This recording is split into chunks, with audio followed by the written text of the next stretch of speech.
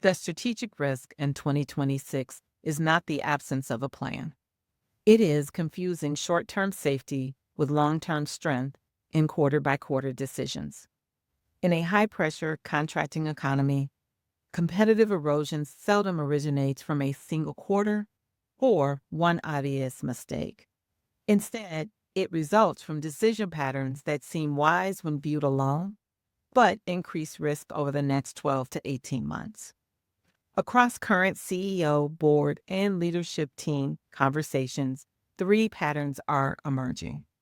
First, senior marketing leadership is removed instead of undirected spend. In the name of cost control, organizations eliminate the CMO or senior marketing role. Decision authority then disperses across execution teams or multiple leaders without a unified strategy, positioning framework, or success criteria. The expense remains. Strategic discernment does not. Now, if you've already made this move, the correction is not automatically rehiring a full-time CMO.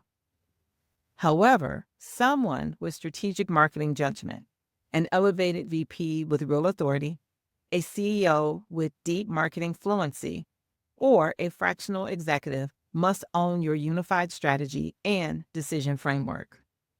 Without that, you fund dispersed activity that looks productive, but quietly compounds risk. Second, high-impact moves are deferred while low-return activity continues. Transformation initiatives, growth opportunities, brand resets, and even strategic pivots are postponed until conditions stabilize. At the same time, legacy vendors, misaligned programs, and low-yield campaigns persist without any scrutiny. Internally, this is interpreted as caution. Externally, it registers as a retreat. So here's the test. Are you delaying moves because the market truly lacks clear, reliable information about what to do next? Or because the internal cost of making hard calls feels too high? When legacy programs continue because no one wants to own the stop decision, while strategic moves wait for perfect certainty, you have retreat dressed as prudence. And finally, third, leadership pressure distorts strategic judgment. Now, under prolonged pressure, executive teams default to what feels familiar rather than what current market realities require.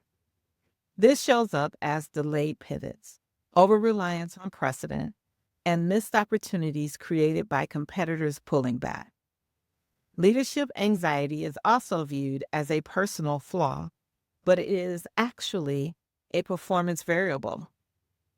High-performing teams understand and anticipate this.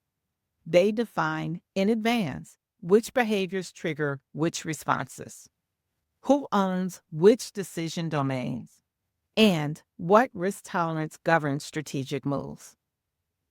Completing this critical work before anxiety peaks shifts execution from reactive judgment calls to disciplined and well-informed strategy. Here's a practical diagnostic.